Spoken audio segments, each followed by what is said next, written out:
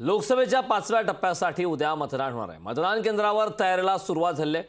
Ballot unit, control unit, VVPAT यंत्रणा सज्ज झाली आहे। उद्या मुंबईतील 5व्या टप्प्याच्या मतदान हे पार पडणार आहे। या अनुषंगाने निवडणूक आयोगाच्या तयारीला सुरुवात झाली। दक्षिण मध्य लोकसभा मतदारसंघातील डिसोल्वा हायस्कूलमध्ये निवडणूक आयोगाकडून 249 ईव्हीएम मशीन तयार हे ठेवण्यात आले। तर ballot unit, control unit, VVPAT अशा प्रकारे संपूर्ण यंत्रणा देखील आता त्या ठिकाणी सज्ज झाली।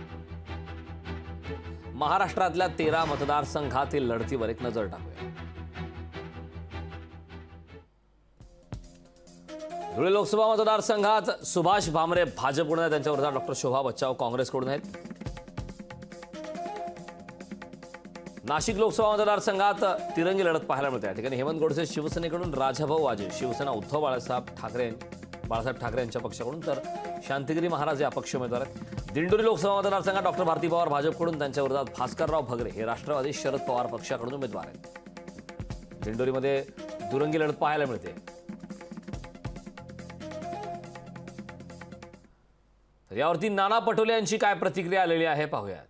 आज महाराष्ट्रामधल्या उद्या जे शेवटचं 5व्या टप्प्यातलं महाराष्ट्रातलं जे मतदान होते आहे, या सगळ्या मतदानाचं एक विश्लेषण आपण मांडलं तर 4 टप्प्यामध्ये तर महाविकास आघाडीच मोठ्या संख्येनं पुढे आहे।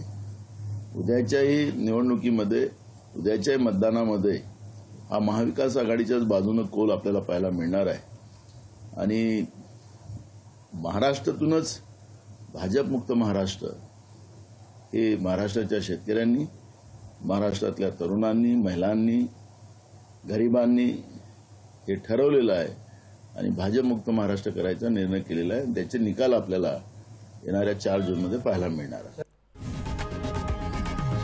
लोकशाही मराठी ऐका, पहा, जागरूक रहा।